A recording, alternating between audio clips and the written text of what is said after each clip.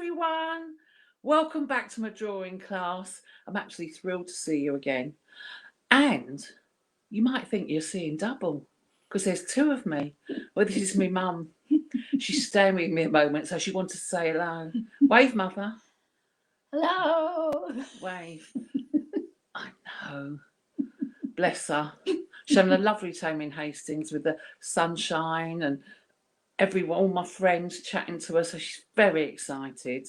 But mum, you can go and sit down there over now because otherwise you'll get in my way. Is that all right? Thank you. Do you mind? Go and finish your wine over there. Go on. Oh, she can't get up. I'll have to push her up. There we go. Mother, they're all looking at your bottom now. Everyone's seeing your bottom. Sharon Worthington says hello to you. Oh, hello, Sharon. Here we are. Right, I'm back. Oh, hi, Vanessa Crawford. She's thrilled to see you as well. Right. Oh no, what's gone wrong? Hi, Brian Hurley. Oh, it's all the same people back. It's lovely to see you all again. Right. Oh, hello from Canada. Oh, that's exciting. Oh, hi, Despo. Oh, I'm glad you're there. Look at me, I look a bit. My hair's all over the shop today. Oh, well. Right. I've got a special. Hi, Pauline Gibb. Lovely to see you too. I don't know if Jennifer Corker's there, but I actually met her in real life the last week. I was thrilled. Hi, Richard Bratton. So I'm generally meeting people who are on here, so that's exciting. Hi, Charlotte. What's a glamorous name? It's for a journey. Right then. Hi, Kim. I know. Sorry, we couldn't park. It was a palaver. But anyway, hi, Anthony Duckers. Oh, good. Lots of people there. Right then, let me explain about this drawing class. So if you've been here before, you'll know what it's like. So I have a guest and we have a chit chat and you can draw them because that is a drawing class. Then if you're brand new, let me explain. So I have a guest and I chit chat to them and find out their business and we gossip away. And then you can ask questions if you like. So I think on the comment section of this, you can type them up and then we'll put them on the screen and I'll ask the questions. And then you can draw. Hi, Tracy. Hi, Karen. If you've got a pen, you can draw with a pen or a pencil. If you haven't even got them, you can tear up bits of coloured paper and glue them down. Or people have even done it with lipstick and Diet Coke. So, whatever you want and everything you do, everything mark you make, it's all worthwhile.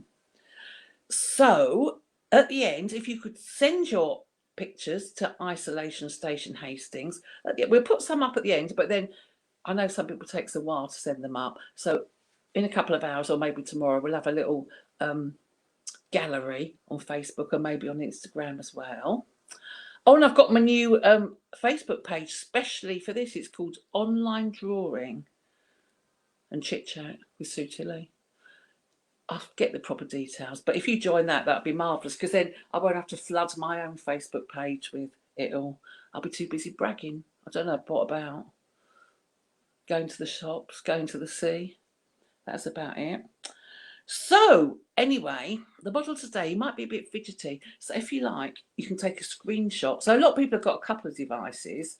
So you can listen and then have the screenshot so he's not fidgeting. But it's up to you. I mean, they're not fidgeting. So as well, don't think your work's no good because whatever you've done it and it's really good and it really shows that you're paying attention and looking at things and be proud of what you've done, all right? And it's a little hobby you could take up. So please send your pictures in, it'd be lovely.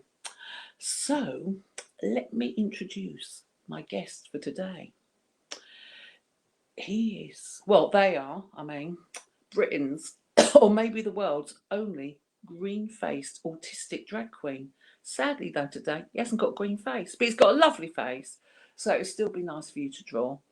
So let me introduce Oozing Gloop. Hello. Hi, Sue. So look at all those tattoos for everyone to draw. There are a series of fabulous tattoos. They are Yeah, there's some very exciting ones actually. You can have a little tour later if you like. Okay, well, look, get your best position now, so then people can see Okay, you for 2 seconds. right. We Oh, can oh, oh, he's flashing his pants. Ooh. flash me pants, me little black slip. Right, okay. Oh, is this good? You comfy like that? Yes, and I can do my bits. Yeah. Could you show everyone your wine glass? Because I'm petrified for you. Oh, my wine glass is quite Yeah. the victorious piece of shabby chic. Look, it's broken all the way around, and he's just drinking out that straight bit. I'm petrified, but I hope it'll be all right. It's a bit worrying. You know, I think in fact it's actually helping aerate it slightly. And whereabouts are you at the moment? I'm in Norfolk. I'm in Norwich, in fact, a fine city. Yeah. Is that where you were brought up? I was brought up there, but I was born in Yorkshire. Oh, wait, whereabouts in Yorkshire? Huddersfield. Oh, I've never been there, but my mum, who's here with me, she lives in Yorkshire, near York. It's a very large place, though, isn't it, Yorkshire? It's a very large place. I went walking. I did a to connect with my family history and this geography as well, feeling very isolated. I actually did a walking performance where I went like with my mum's like dilapidated old wedding dress like through the Yorkshire Dales for a very long period of time, and that was really amazing. How long was that for? Did it for about. I did it sort of in chunks, if you will, and then I would like stay in places like just maybe for a day or two here or there, and that was for about 2 weeks. Yeah. Before I went up to Glasgow, and then I went from Glasgow through the Scottish Highlands as well until I went up to John of Groats to rebaptise at Jane of Groats. In your mum's wedding dress? With my mum's wedding dress, yeah. Did you film it all? I filmed bits and pieces, but it was called The Awesome Journey, and it was because a year before I had done a performance art piece where I walked in drag for 9 days from Norwich to London, and that was called The Awful Journey. So it was about creating a sense of balance. And then that one, the first one I did, I documented with like a camera, lots of self-portraits, and then the second one was a far more like intimate and like personal experience. Yeah. And then, but it was really interesting because like at the very end of it, I went to a festival in Berlin and met a dude and fell in love and like moved there. Oh, and how long did you live in Berlin for? I live back and forth between Berlin and Norwich basically. So I still have a place there, and then I'm in Norwich right now to work on a new zine that is being launched in Hastings this weekend at Queer on the Pier. Tell everyone about your new zine. Oh, Sue, I thought you'd never ask.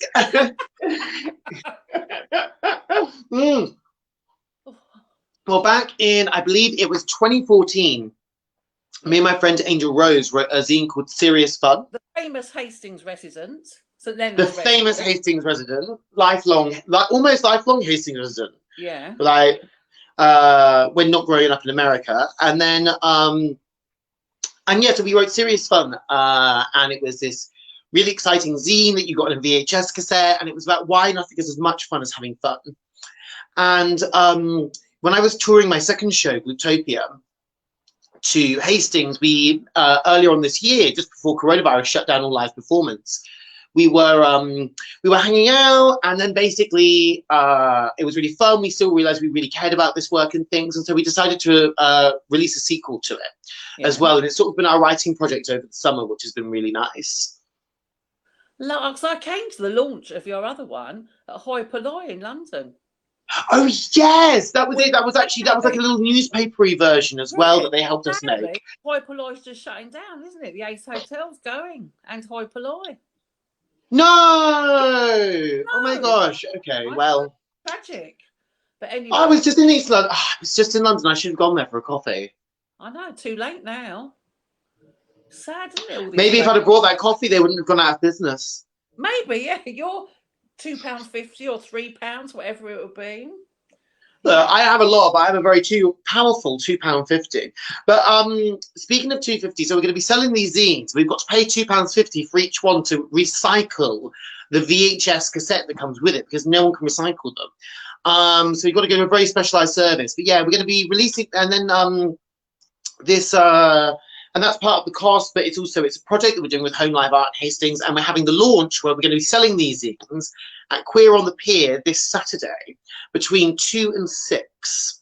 And do you have to pay to get in, or are you the bit? You have to pay to get into Queer on the Pier, and that's £8 to Wayne, who is a beloved local who runs many businesses there now. But it's for Hastings Pride. It's not for him personally. Oh no, yeah, it's for Hastings Pride. Yeah. Sorry, no, it's for Hastings. Sorry, that's me getting mixed up with things. Glad you're here to be balanced. So, no, yeah, you've got to pay for that to get in. But then also, if you can't afford to, if you can't come to that because you're busy or something, we will be selling the zines at the aspfair.com.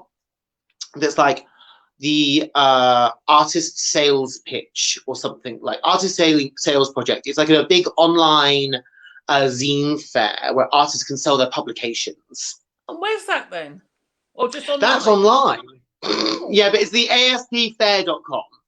Right, I remember that because everything's online these days, really, isn't it? Everything's online these days. It used to be at the ICA, but however, it has to say that having a physical building anymore is just not very contemporary. So I guess they've gone out of business. No, I think the ICA is still there, just about. So about that there. No, well then here's to the ICA. Let's hope it carries on there. So yeah, no, we're doing that, and then eventually, in about a month's time, you will be able to buy a copy through LADA, the LADA website, the Live Art Development Agency. But if you want to really get the hot take of the most interesting piece on inflammatory literature of this year, you've got to come to Queer on the Pier and buy it from us. I know. So I was coming, but I can't come now, so I've got to take my mum to see her sister. You were supposed to be hosting the VIP section. I know, but that all went wrong, and you were supposed to be hosting the VIP section with your mum. I know, but it all went terribly wrong, and now we're going to visit her sister instead. Why is that? I was a bit worried, to be honest, because she's quite old, and you know when people are a bit drunk, they get a bit touchy-feely, and I was a bit worried about the virus for her, and also walking up the end of the pier, it's a long way for her, bless her. So yeah, but what we should just do is we should just get a big golf buggy. We'll put you and your mum, and then get your sister to come as well, and then we'll have the Tilley family reunion in a big plastic gazebo, and we'll just let the VIPs come up and stare through the window at you all, enjoy your cocktail. Because they did, when the other man owned the pier, they used to have gold golf buggies, but I think he's taken them with him. So, because how fantastic would that be, running around the pier on a gold golf buggy?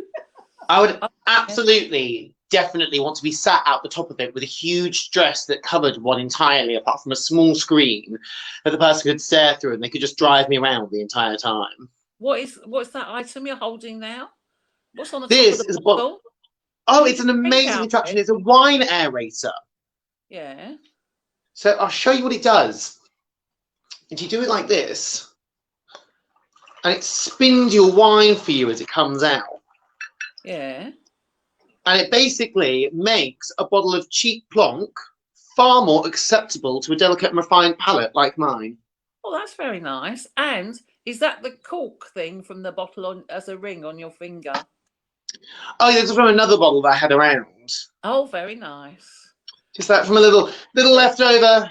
The memories of Carver, a simpler and happier time. Yeah. Right. Don't mind me asking questions, because you do claim you're the world's only green-faced autistic drag queen. I pretty much am. I'm not the world's only. I'm the world's premiere. I'm definitely the best one. Green-faced autistic drag queen. And how old were you when you found out you were autistic, if you don't mind me asking? I was 7 when I was diagnosed. Yeah. How old are you? So. Is it a secret? I'm 29. Oh yes, so I was only young. Oh, my mum says you're only young. Yeah. So, your parents, what did they? Because some autistic people can't relate at all. You seem very chatty and get on with people. Yeah. Well, the thing is, though, basically, is that like my mum's now a social worker. Yeah. She used to be a knitwear designer. Yeah. but now she's a social worker. And she basically, as well, she said she went through so much stuff with me as a child. It kind of gave her a basic training system for actually dealing with all these cases and things like that. And she was like, once she started looking into actually doing the course and everything, she's like, well, I can do all of this stuff because I've just done it. Yeah. And then she says, based on her experience, that she'd say I've sort of got I'm about like a 7 out of 10 when it comes to autism, which is like, out of every 10 things I do, or used to do at least when I was younger, 7 of them would be done in like an autistic way, which is where it's something where it's like you think there's something not quite obvious. And so what happened is that then I was quite severe when I was quite young. I was completely not assimilating into the school system at all. There was huge problems consistently. And my mum came in to talk to one of the teachers, and she just came in one day. She's like, there is something wrong. There is something that is not right with my child. And the teacher turned and looked at her and said, if you hadn't have come in by the end of the year, I was going to call you up and say that something's really wrong here. And they were like, they really got on it, and they got me diagnosed. I went to a special centre. I had to get tested. I didn't really know I was getting tested though, because they just had loads of really, really good toys. And so they would get me to play with the toys, and they would ask me questions. And I would and then from that they could infer what was going on. Yeah. So it was a really good, not very stressful process for me. It was a lot less stressful than being in school.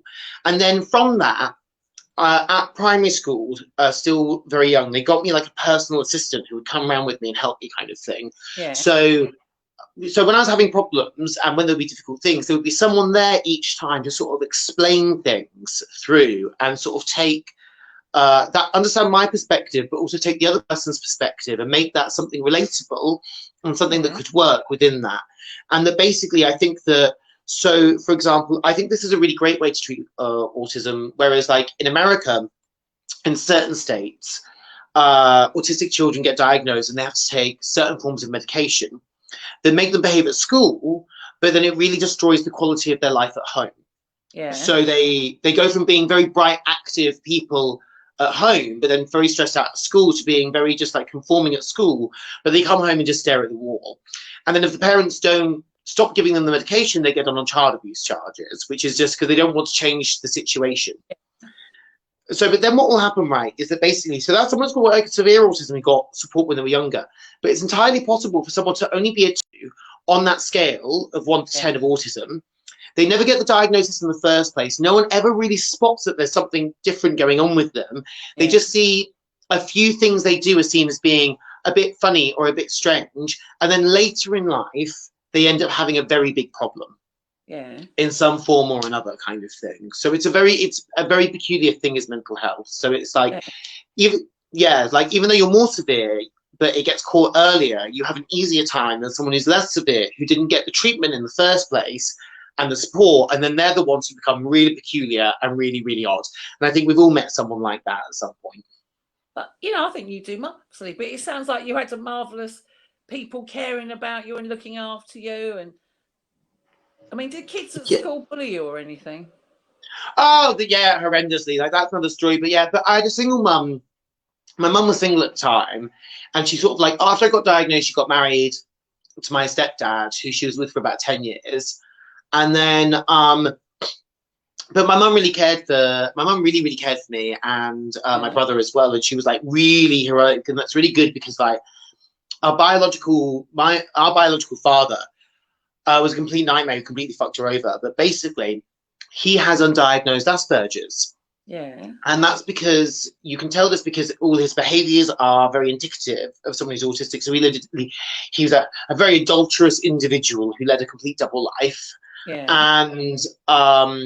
And was just lying to my mum consistently, but then also being a very loving person at the same time. And it's when you understand that he's autistic, you understand the mental compartmentalization he was going through, and how he could do these things, and how he sort of meant all of these things at the same time, and he couldn't really process it. And it is something that it seems insane, but then when you know that there's a different thing going on, you can understand it. But it's also very typical that what will happen is that an autistic man will pass on, the first male child of an autistic man will have autism, and the first and the first female child of an autistic woman will have autism, but then the second child won't. So my father has autism, but his younger brother Jimmy doesn't have autism, whilst I have autism and my younger brother Callum does not have autism. Yeah. It like skips kind of thing. So it's, and there's no real research on this. It's just something that autistic people and autistic people's carers know. Yeah, because sometimes you hear about people that've got 3 autistic children. Yeah, definitely as well. Yeah, it can also just be that it's just like through the that it's all there as well.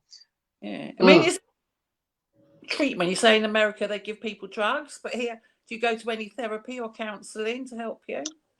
Well, so the thing is, right, is that this primary school that I grew up in, where I got this assistant, there was only 90 kids there because it was so deeply in the middle of nowhere. And also we had council house, so we were like very, very stable. Yeah. So, and then I think that if I'd been like my mum as a single parent with me and my younger brother, and also the other thing is, right, is that she was a knitwear designer, and she was actually a really pioneering knitwear designer, and she won an award. She won a scholarship for like pioneering a new form. Yeah, completely. She went to she got a scholarship for RADA, the Royal Academy of Art and Design, and she walked out of it because she thought they were all too poncy. Oh. Yeah, because she pioneered a new technique for using a type of goat's wool that was previously unusable because it was too short. Yeah. But basically, what happened was in the early 90s, or the same when she got pregnant, they changed. There were certain laws that were being changed to do with the neoliberal political project, which is the opening of markets and stuff like that. So this basically meant that the British wool industry, which she was working in, couldn't compete on the same stage internationally because the prices of British wool had been kept higher to protect the market, basically. So, and then what happened is that you started getting import of knitted goods from China and all sorts of other parts of the world and things, and that these things were this is not even 5% of the same price kind of thing. But that's also why you could then go and get like a knitted blouse in Primark for like they're not very much money kind of thing. So she did all of that. So the thing is, the thing that was her profession and her skill, she had no access to anymore because the market was completely destroyed. Yeah. So she had 2 kids and she was doing bar jobs. But then because we had a council house, we could just stay in one place. And I think that if we'd have been in another situation where we'd been moving around a lot, that then I don't think I completely would not have coped with that at all. Yeah. But you say they looked after you. And then my mum definitely did, yeah. Did you stay at school till you were 18 or leave when you were 16? I stayed on. I stayed on till 18 because I went to college and then went to university. And what did you do at university? I studied politics, of course. Oh, brilliant. What university did you go to? I went to the Queen Mary in Mile End. Oh, I know it well. I used to live round the corner. And did you get any special help there with your autism? Oh, I did, but it was a nightmare and I wish I hadn't. Oh, why? What happened? Sue Tilley, just one moment. You're familiar with the band Pulp? Yes. And also the movie Trainspotting? Yes. And also Mile End? Yes. But did you know that Pulp have a song that's on the Trainspotting soundtrack called Mile End? No, I didn't know that. It says in the lyrics, how low could a human go? Mile End. Oh. It's on YouTube. You've got to listen to it. It's really good. I didn't. I actually quite like Mile End. I feel it was like nice. And also I think it's really interesting is that because I lived at one point, I lived up in Bow actually, and I said I lived in Bow next to Bow Church, and I'd be like, and someone was saying something about Bow, and I was like, oh, but I live in Bow, and they were like, what? You live in body odor? And I was like, oh no, Bow. But I was like, I have to say, Bow definitely did have a strong odor of bodies to it, and also in a balcony, and from that balcony. From Tower Hamlets, where there were all these little townhouses and all these things, you could see Canary Wharf rising out with all these sky, right? It's just, it's mental, isn't it? It's so weird. First time I went to Canary Wharf, I couldn't believe it. You go down these little back streets, then you have to go through kind of like a checkpoint. I was on a bus, I think, but you still had to go through a checkpoint to be allowed in. And then when you're in there, It's like a whole different world, isn't it? Like Blade Runner or something. I actually never made a trip there, and now you said that, I really wish I had. But then, like, I might just do that at some point. Like, but you know, Sue Tilley, you know that Blade Runner was set in 2019. Was it? No, Yeah, the original one. The remake is 2049. But it's not only is it in 2019, it's in November 2019, and as a full on Scorpio queen, of course, for my birthday party last year, it was Blade Runner themed. Marvellous. I just want to ask, has anyone got any questions? I've had no questions pop up yet. Anything? Oh, there we are. Oh, Despo Hawkins says you've got beautiful lips. Thank you. Well, then let's see if you can think about questions. I'll tell you about university, because I think it's important information people should learn about. When I was at university, we got some very unfortunate news just at the first Christmas about something that had happened to my uncle, and we got the news that he killed himself, and it actually turns out this wasn't the case. It was something else, but that's a whole other story and a number of years later. But anyway, so me and my family were very sad, and we really found out this news on like December 20th or something like that, and it was just before I was coming back, and we were just very sad. We didn't really know what was going on. My mum was in a mess. She had to go up to Texas to the funeral and all these things and all that stuff, and so I wasn't seeing, at the time I was functioning very well, so I didn't go to the I hadn't gone to the disability department, because we really felt that I had done enough work from where I'd been. I'd had enough support at primary school, I had enough support at high school. At college, it felt almost like I didn't need support, and they were just there and they just checked in with me. But I was actually so okay. But that's because I also had two really amazing teachers, and the teachers were really impassionate and they were really caring, and like, I could also be with these teachers. I was a very attentive student who really understood what they were saying, and I would give really, really clever insights or critiques or ask questions in a very interested way. And because I did that, they completely let me get away with murder in the classroom, where I would just be like the most absolutely diabolical student and just take the piss consistent. One time in an essay I knew that wasn't very good, I made the conclusion, the lyrics to Somewhere Over the Rainbow by Judy Garland, and I submitted it. Yeah. And the teacher read it out. So I was in a very supportive environment, so it really worked, basically, is that because autism support can't happen, you can't have a system that doesn't support autistic people and then have support somewhere else and say, well, you've got support over here, so you should be fine now. Yeah. Like that, it just doesn't work. Like, the support for the autism has to be in the same place that is happening, basically, short of something like housing. To be honest, I think that if you can get really secure housing and a secure living and a whole secure life, you can sort of deal with these things in a bit of a better way. But you can't just say, so I was at university, so I was having problems with the class and these sorts of things, and I would see a counsellor. Yeah. And then come from the counsellor and feel like I'd done something. And I was like really behind with all my work and stuff like that. And the point is, what should have happened is someone should have looked at it and been like, this system's just completely not working and we need to try a new thing. And they tried to do that. And they said that they would get me verbal examinations instead of written. They give me, I had exams and verbal examinations instead of writing essays. And they lied. Oh. They told me it was a done deal and that they had organised it all. And then they said, oh, well, it turns out actually we can't do that 3 months into my final year. So I hadn't done, it was terrible. I hadn't done the essays from the previous year. I hadn't done the essays from the first semester. I had the essays from the second semester to do of the last year. And it was just like absolutely not possible. So basically I moved back to Norfolk, and I was going to spend another 3 months in Norfolk, finish all my work and do all these things. Ended up being here for another 3 years, didn't I? Still here now. So that also didn't work out, did it? Oh, Sharon's in trance. She wants to go lower. We're in trance. Can we go lower?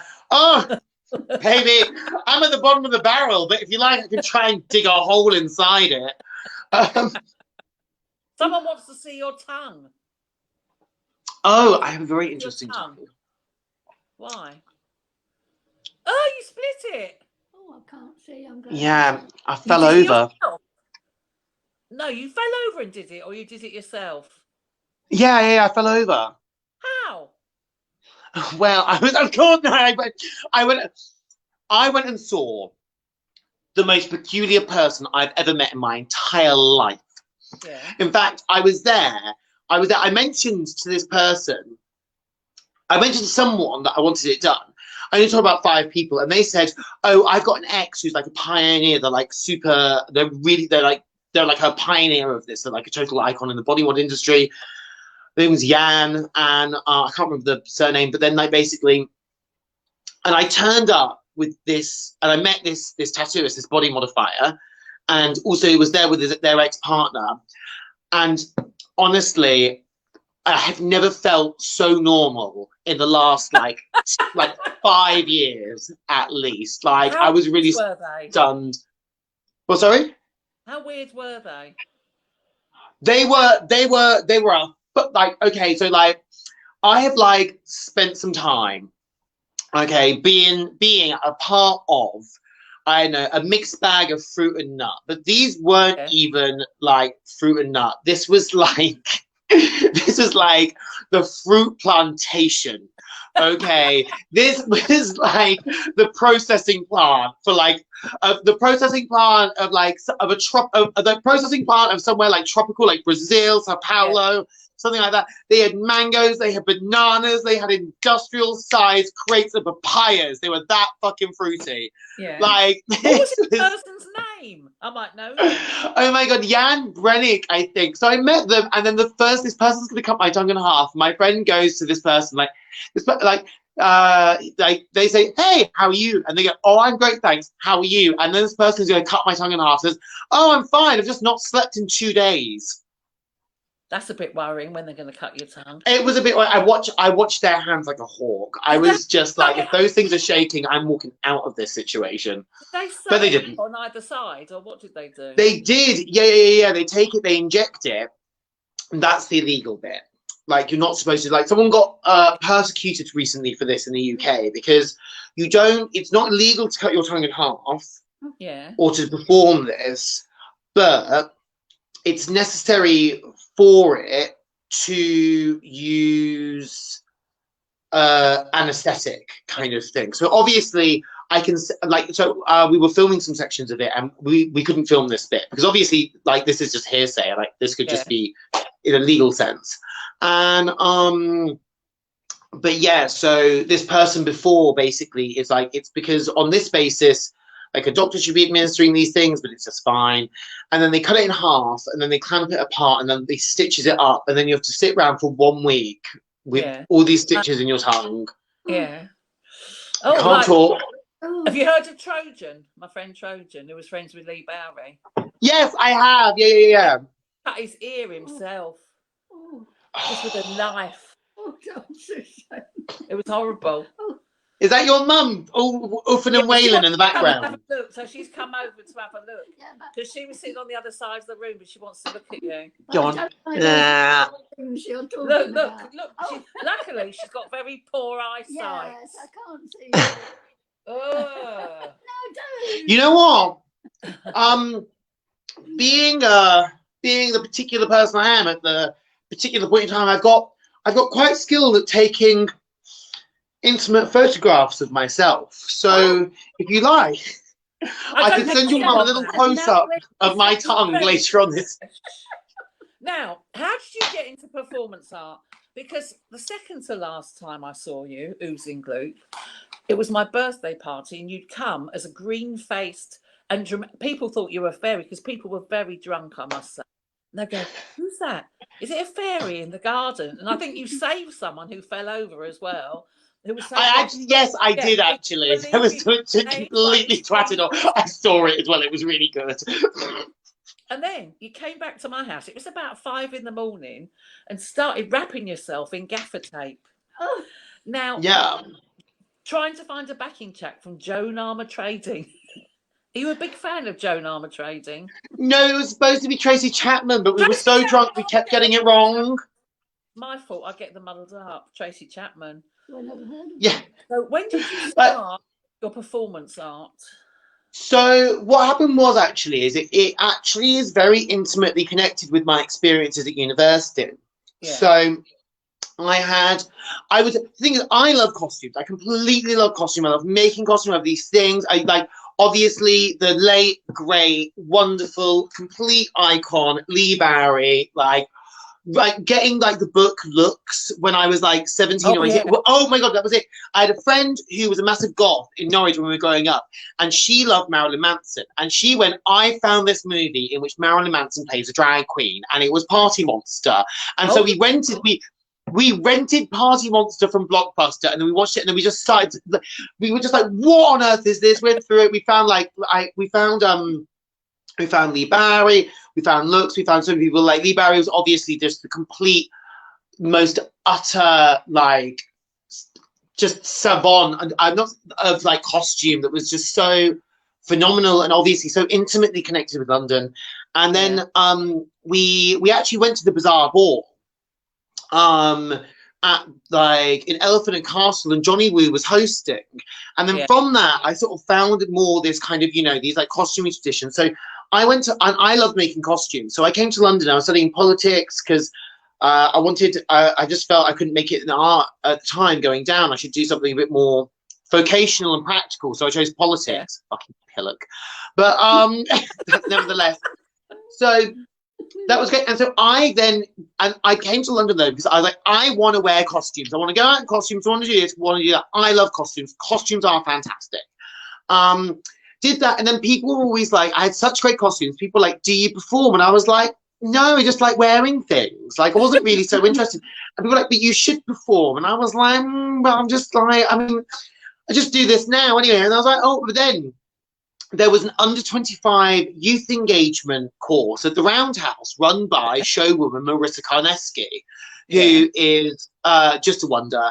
And for 50 quid, I spent 2 hours every Friday with this legend of burlesque, Marissa Karneski, at the Roundhouse, doing experimental cabaret things. And which, I mean, like, it was like 10 weeks long. So that's like, it was a huge amount of tutoring. She was amazing. She gave us like the opportunity to perform afterwards at the Roundhouse and like these sorts of things, like, and that was really cool. So I did that my first year of uni. So I was aware of doing these things.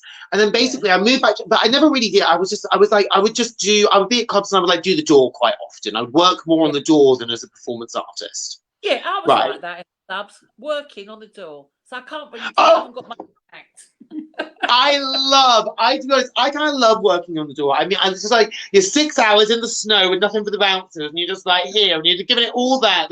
So like every single one. But the great thing about working on doors, you meet everyone. You meet fucking like, because every bitch got to see you. How do you know so many people? I worked in the door at clubs for years.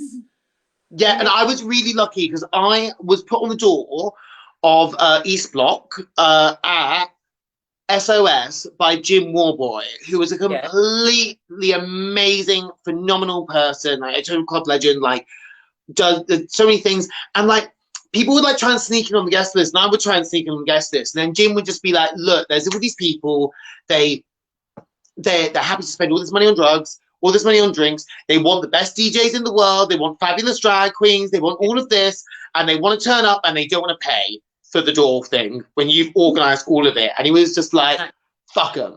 And no, he didn't say that. He's like, oh, I say the myth. And then I thought, yeah, fuck him. So the other great thing is, because I was brand new in London, I didn't know all the old crew of people. So I'd be like, if you're not on the list, you've got to pay. And I would get really mouthy.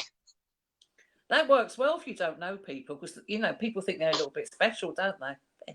Yeah, no. And then when you know them, they are special. But if you don't know who the fuck anyone is, like, you want an ignorant, fresh-faced bitch with a bad attitude on your door. That's how you're going to make the most money from all those old regulars. I know. Oh, the thing part with the stories to try and get in free. The stories that's part with for people trying to get in free. I one time was there with this guy who was like really trying to show off, and he's like, look, and he literally was like, look, I'm here with my boss. Can you just like and I just need you to go through it. And I just turned around and looked at her, well, your boss should pay you more money then. But so I did all of that, and so people knew me, did these costumes. So I moved back to Norfolk. Yeah. And I was like, oh fuck. And my dissertation, I had to resit, my dissertation advisor said, I'm doing this seminar on a Thursday. Yeah. And I know you're not, because I didn't get student finance to resit because I'd moved away from the university. I was like, I don't want to be at the university. I hate you all, apart from my advisor. And she's like, look, I know you're not going to be around, but if you can just find a way to come to London on a Thursday, you can come into this class that I'm doing, and it's going to be really helpful for your dissertation. And I was like, oh, how can I afford to get there on a Thursday, you know, because I was like this, I had to go on fucking job seekers, like it was like nuts, I had nothing. And then what happened is I got a message on pretty much the very same day from one Mr. Wayne Shires saying, I'm looking for a host at East Block on a Thursday night. I'll pay you 50 quid a week. And I was like, well, with the young person's rail card, my open return is £35. £35 in and out, £15 for some food. There we go. I've got my ticket to get down to my seminar on a Thursday. And so, isn't it? I love the way things work out sometimes. It's phenomenal. And then I did one night. I was late one night. I did another night. And I was really saying, because I'm really bad at telling people about things. I'm good at doing things, but bad at telling people about things. So, and basically I was really sick. So a bunch of straight people saved my neck for potentially the first and last time. Yeah. And they just came in, and so I ran round and I was like the darling, and I entertained them all. And then Wayne gave me like a tray of like sambuca shots. He was like, hand these out. And I just went round and like, we all had a really great time. And Wayne was like, I really love you doing this. I think it's wonderful. I love you doing this. This is great. Will you do it every week? And I said, yes, Wayne, I would love to, but I just don't think I'm very good at being a hostess, you know, like telling people to come to a party because I'm hosting it. It just doesn't work with my attitude. Yeah, I know what you mean. No, totally right. Some people it really works for it. Some people can really do it. And I think if you can really do that, and you can work it in that way, totally phenomenal and fantastic, but it's completely not my vibe. But then I said to Wayne, I was like, Wayne, I know from this performance art course when we were at Scarnesky, I was like, I know loads of young, aspiring cabaret makers and performance artists who are just looking for opportunities to perform, kind of thing. I don't think I could make this popular by hosting it, but I think I could make it a performance art night. Yeah. And do a cabaret here. And Wayne was just like, if you want to fucking do that, go ahead and do it, baby. And I was like, bam. And thus the East London Cabaret was born. Oh, now, yeah, in that we had Lewis Burton, who I didn't like the name Lewis Burton. So I said, Lewis, I have to say a better thing when I'm saying your name on microphone. And their middle name began with a G. So I changed their name to Lewis G. Burton, which they still use to this day. Yeah. So it was renamed. There was also Jack Marcus Ellis as LSD there, who went on to win Lip Sync 1000. And then there was also Rodent Decay there as well, who went on to win Lip Sync 1000. And then Muggins here. Rodent Decay. Oh, sorry? Obsession with Rodent Decay. People say I'm a fool to have one. Very easy on the eye. He was just so tall and thin. And when I used to see him at Hoi Polloi dancing, he used to bend right backwards like a straw. Be careful with that drink. You're going to be very drunk.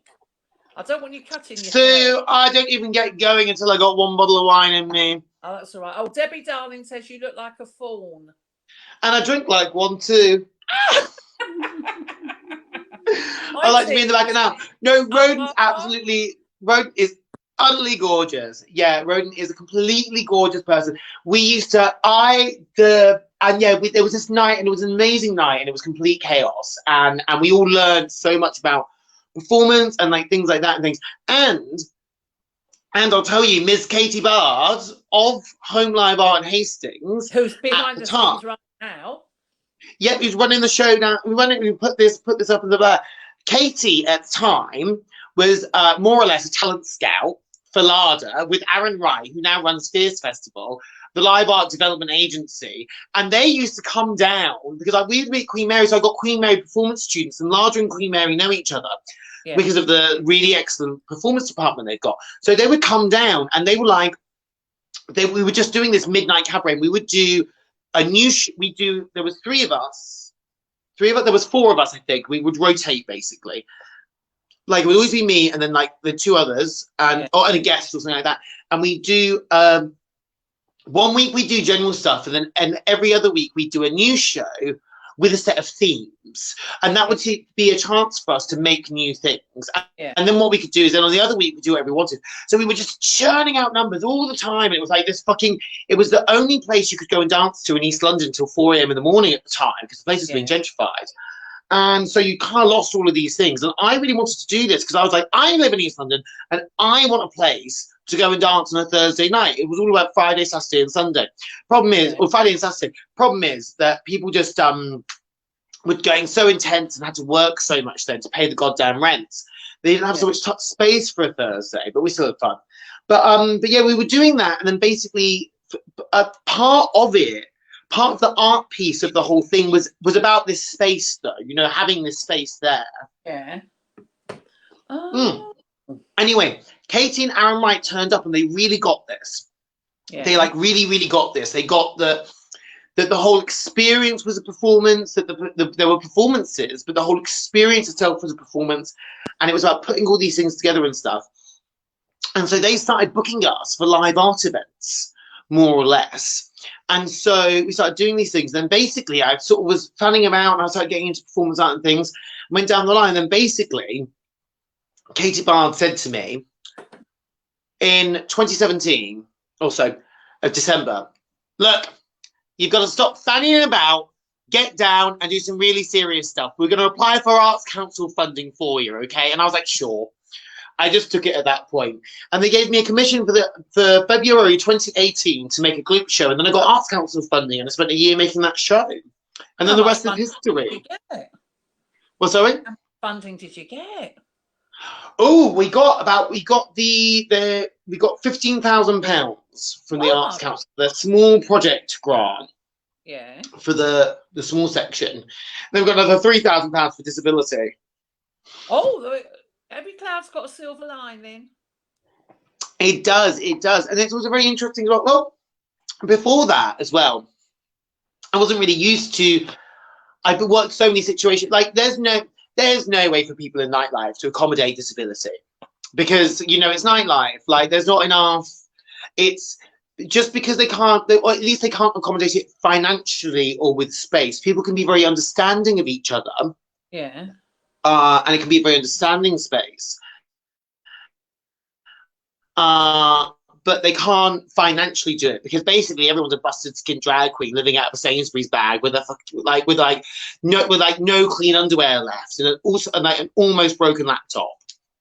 Yeah, I think your laptop's breaking now. It's all gone blurry. Oh no. No, it's my phone, but my phone isn't very happy with me, to be perfectly honest. Oh, it's coming better. We've only got 10 minutes to go. So has anyone more got any questions? Have you got any questions, Mum? Well, not really. No, she hasn't. Very exciting though. It's very exciting. I have to say, people about your tattoos. But you know what? Let's finish up with the tattoo tour, and each one's got a little story. So how about I'll start showing them to you, and if you want to know the story of it, Sue, you give me a little ask. Okay. I'd like your first tattoo. Oh, the first one. Okay, that's a good place. It's a good place to start. So it's actually okay.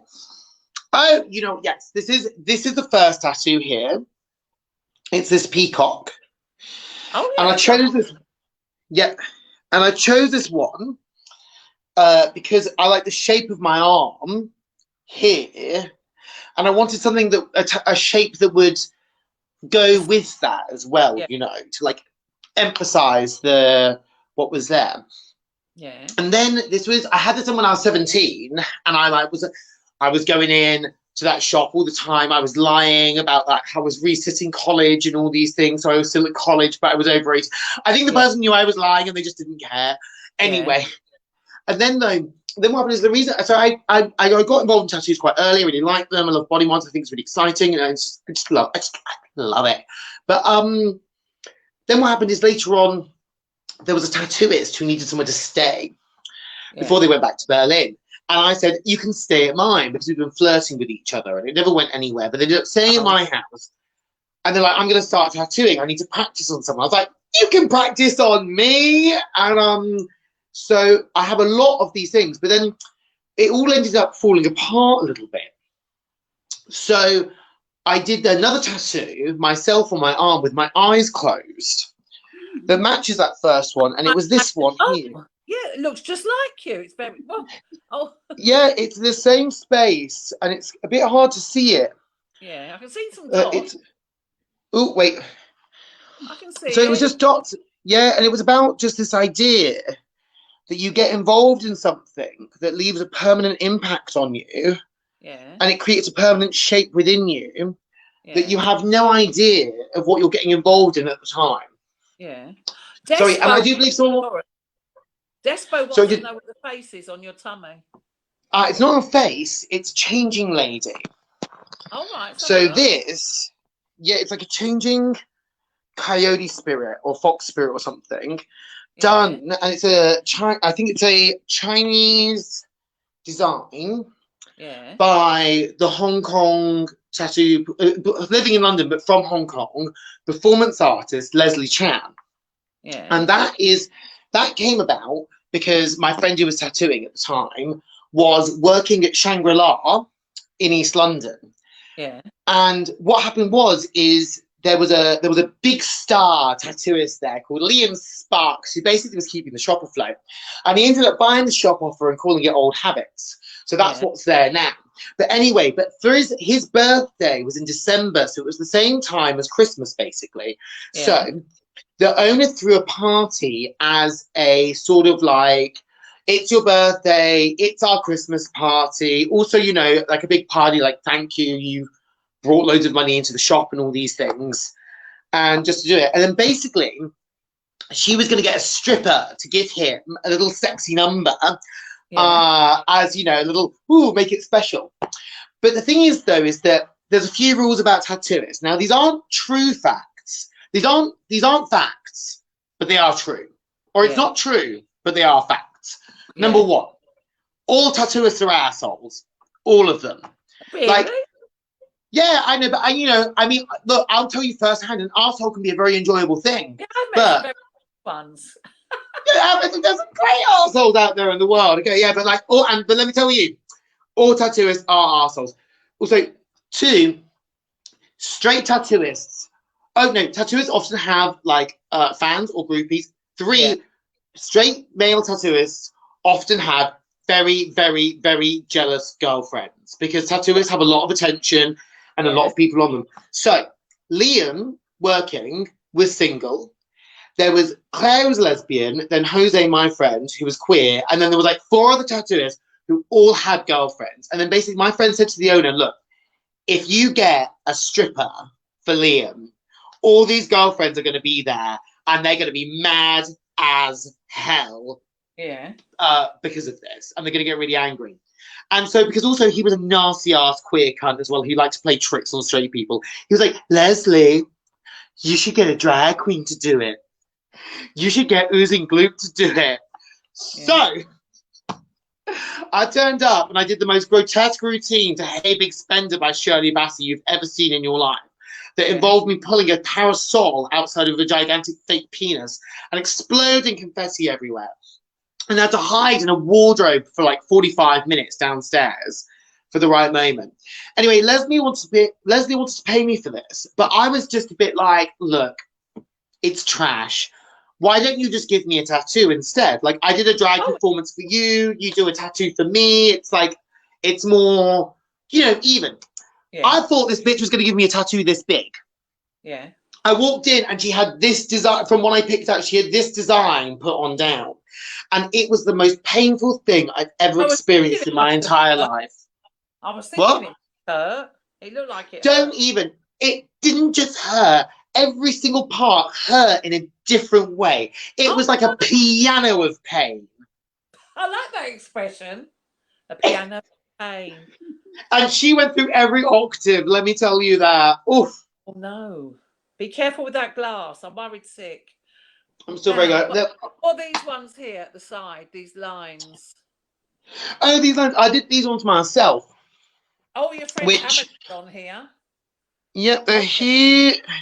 And then, to be honest, though, I like these ones down here, but I don't like these ones up here so much. I thought I was tattooing myself, and I got a bit of, well, Sue, I know this might be hard for you to believe, but for a moment, I had succumbed to hubris. To hubris. To pride. Oh, That's the yeah. ancient Greek word for it, Oh, hubris. is it? See, I'm not that clever. I don't know. I've just been hearing that word a lot because I've been watching a YouTube channel about mythology.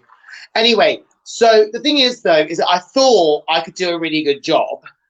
And then I actually realised that as a DIY, very queer punk, I just don't really care that much about quality. So it's better if I do things, small things at a time, whereas this was very big.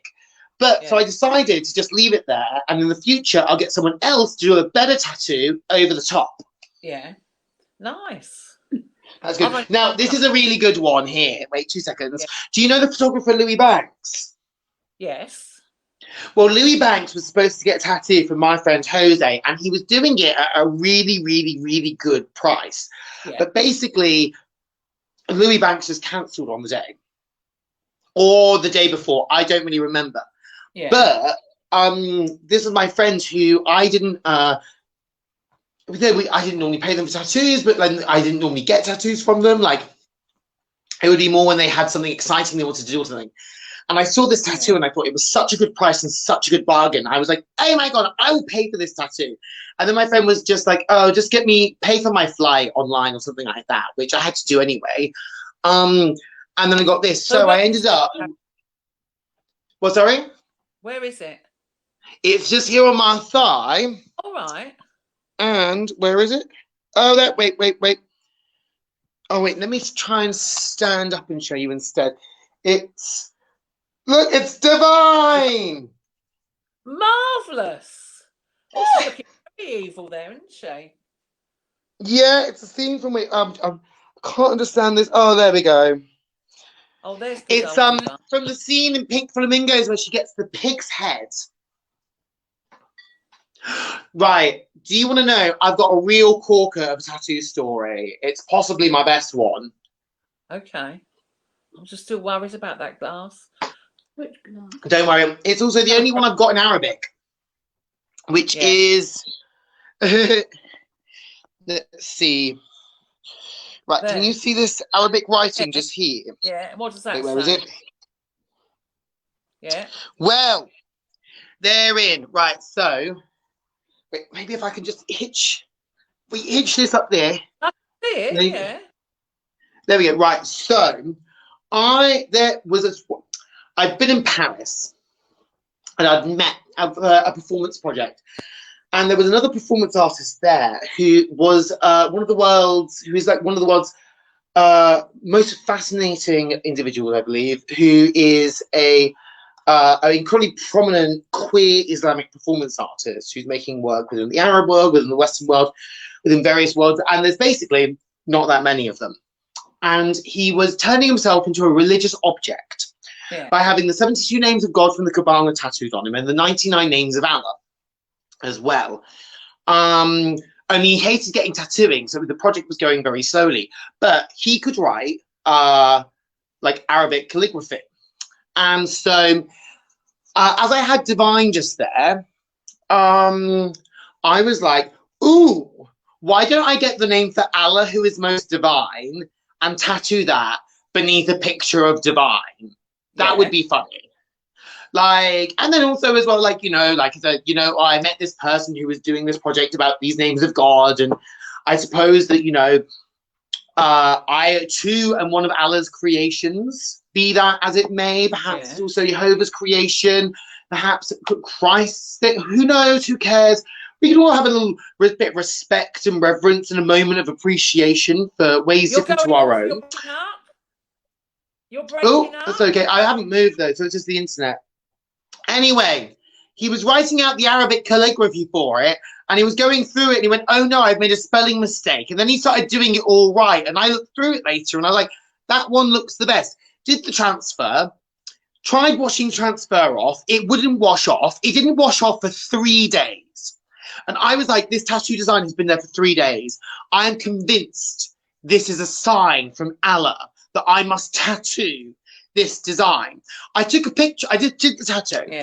I took a picture of it and sent it to him. And he immediately called me and said, you've got the one with the spelling mistake. Because, surprise, surprise, I can't read Arabic calligraphy. So it turns out it does not say Allah who is most divine. Do you know what it says? Yeah. A bride. A bride. Well, that was A bride. It says a bride. Time you were going around with your mum's bride's dress. Now, Joe. Yes, I was going around my mum's bride. Exactly. Alan, you bravely. So speaking of which, someone's asked me to see my fingers. Look, I've also got. Wait, is it this one? Okay, so that says Judge Judy. Not wrong. Oh, Judge. Yeah, that says. Wait, but that says Judge Judy. But Sue Tilley, do me a favour. How do you spell judge? Not like that. J. No, it's not like that, is it? The G comes after the D. Yeah. Beauty fades. Dumb is forever. Oh well, I like mistakes. Oh, good. Tracy's done a drawing. Good. Oh, they're lovely. Oh, can we see the drawing? So, can you believe it? Oozing Gloop. Over an hour is up. Oh, so it's just flown by because you're such divine company. Are you staying with Angel Rose at the weekend? Actually, I'm going to be staying with Katie because Rose has some family visiting, and one of them is very vulnerable to coronavirus. And obviously not everyone, and just like your mum in the VIP, yeah, not everyone is like, just because maybe this isn't, we've got to, and we obviously have to be considerate of our friends and family who have friends and family who might do that. So I'm going to stay with Katie Bard, innit? Oh, I might see you on Sunday then when I'm back from my auntie's with me mum. Are you back on Sunday? Well, I'll see you on Sunday. And Queen on the Pier. Saturday evening. Oh, Vanessa, I'm glad you like this. Now, let me tell you about next week's guest, who is a little bit older than Oozing Gloop. Chrissy Boy from Madness. He's the guitarist of Madness. We've been friends for many, many years. We've got tales to tell. And he can tell about when Madness started up in Camden Town. I think it's going to be a veritable house of fun. Ha, ha, ha, ha. Well, our house in the middle. Oh, there's lovely. Oh my gosh, oh my gosh, oh my gosh. Oh, can I put to my Instagram? Of course you can. We'll send them all to you. Oh, that's great. Thank you. That's lovely. Oh, that's brilliant. You look very good. That's lovely. Oh, they're brilliant. Oh, yeah. Oh, they're so good. Yeah, we're giving to your Instagram. Yeah. There we go. So my Instagram, oh, sorry, I've kicked me thing, haven't I? Sometimes what people do is they draw it later on and they send the pictures late. That's totally, I've completely lost where my thing is, so I'm going to put here and hope for the best. So my Instagram is Oozing Gloop, and I will, if anyone, so you can send it, if you would like to send it to me directly on Instagram, you can send it there, or I'll get it. And if your Instagram's with it, I'll repost your Instagram as well. Marvellous. Oh, I'm thrilled. It's been lovely to... Oh, Karen, that's gorgeous. Oh, I want to see it. Me thing's gone all funny. Where is it? 2 seconds. Brilliant. Karen, you've done a marvellous job. Oh, there. Oh, my gosh. Okay. Oh, yes. Oh, wait. Oh, it's gone all over the place. Wait. Oh, I love that. That's fab. Yeah. You've met There Karen. we go. Oh, I love the crochet blanket there. Yes. Well, oh, my gosh. I did say I love, like, oh, it's really... If you've ever tried crocheting or knitting, you'll know it's very slow and time consuming. The thing is, you can get this whole thing in a charity shop for like £3. And I'm just like, are you kidding me? I know, the hours. Oh, The hours. But I mean, I appreciate those hours. So if that blanket does get put in a charity shop, you can hope someone like me is going to find it. Joe's going to come and look for you on Saturday on the pier. Fantastic. No, we really, I think Crew on the Bid's going to be really fun. We're going to have our zine for sale. It's going to be really exciting. We'll be in drag. We'll be all dressed up. It'll be all a palaver. You can come have a Vada. It's going to be fantastic. The palaver. A Vada of a palaver. Come Vada this palaver. Ooh, baby. And I dare say there's going to be a little bit of faff involved too, because I know what I'm like. Oh, of course. Yeah. Right, I better say goodbye to everyone. And I'll see you Mwah. next. Missy